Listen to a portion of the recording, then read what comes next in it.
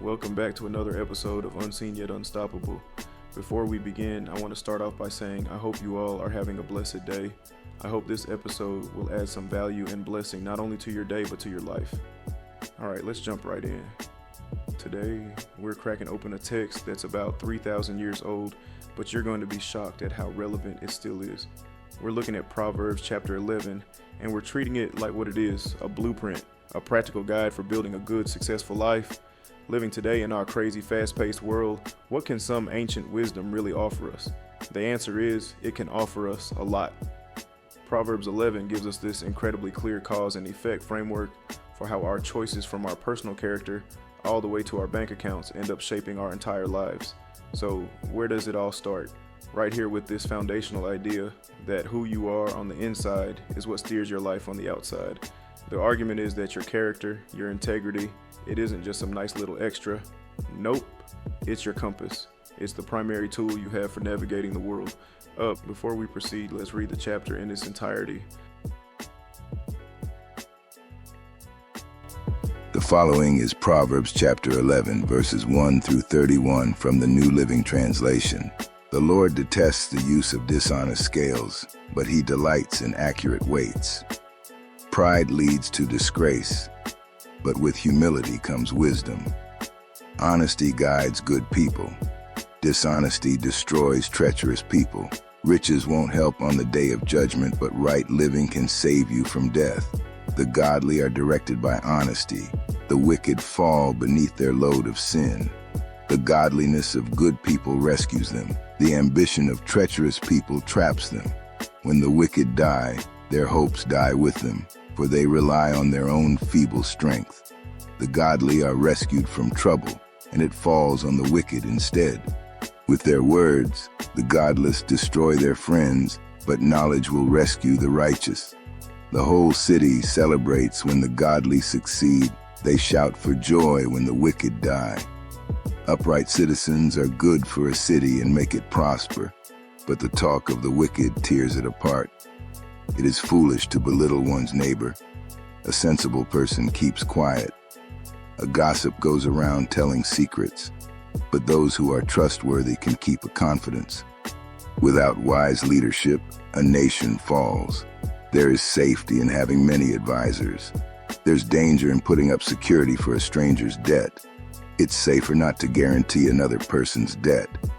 A gracious woman gains respect, but ruthless men gain only wealth. Your kindness will reward you, but your cruelty will destroy you. Evil people get rich for the moment, but the reward of the godly will last. Godly people find life. Evil people find death. The Lord detests people with crooked hearts, but he delights in those with integrity. Evil people will surely be punished, but the children of the godly will go free. A beautiful woman who lacks discretion is like a gold ring in a pig's snout.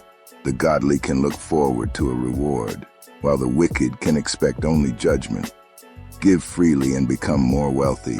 Be stingy and lose everything. The generous will prosper.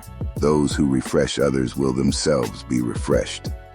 People curse those who hoard their grain, but they bless the one who sells in time of need. If you search for good, you will find favor, but if you search for evil, it will find you. Trust in your money, and down you go. But the godly flourish like leaves in spring. Those who bring trouble on their families inherit the wind. The fool will be a servant to the wise. The seeds of good deeds become a tree of life. A wise person wins friends. If the righteous are rewarded here on earth, what will happen to wicked sinners? End of chapter. Okay, so check this out. Let's start with a straight up comparison from verse 2. On one path, you've got pride, which the text says will always inevitably lead to shame. But on the other path, humility, and that is presented as the doorway to wisdom. It's a simple, powerful choice, but the outcomes couldn't be more different. And this just drives the point home, pulling from verses 1 and 3. See, the idea here is that honesty isn't just about being a good person. It's actually practical. It's like a built-in GPS that keeps you on the right path. Dishonesty, on the other hand, it's not some clever shortcut. It's a self-destruct button. The text basically says it's a trap that people end up setting for themselves. Okay, so that's all about our inner world, but how does this character stuff actually play out in real life? Well, the chapter is super clear on this. Our personal integrity creates these huge ripple effects that touch our relationships, our communities, and yeah, even our whole society. First up, the power of our words. Verse 13 flags gossip as this corrosive force in a community.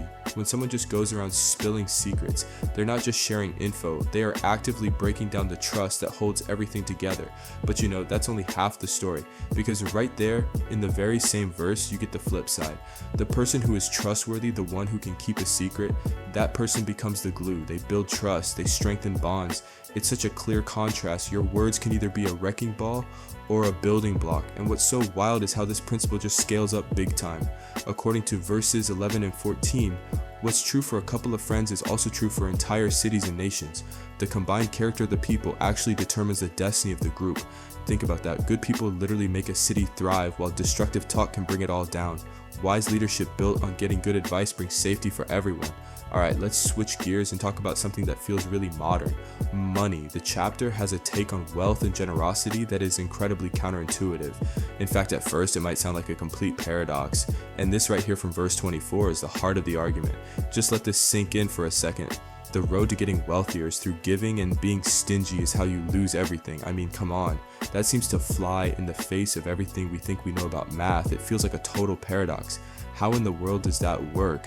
It's a statement that just challenges our most basic ideas about how you're supposed to build and hold on to wealth. So here's how the chapter starts to explain it in verses 25 and 28. The idea is that generosity isn't a loss. It actually creates a cycle of prosperity.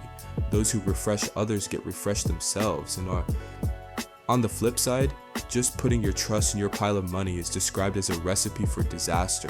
It's almost like wealth is seen as a tool that's meant to flow and circulate, not a treasure you lock away. True security comes from your character, not your bank account.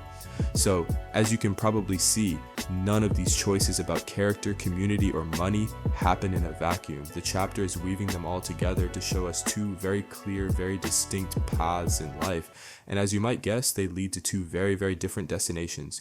But before we map out those two final paths, the chapter drops this absolutely incredible metaphor on us from verse 22.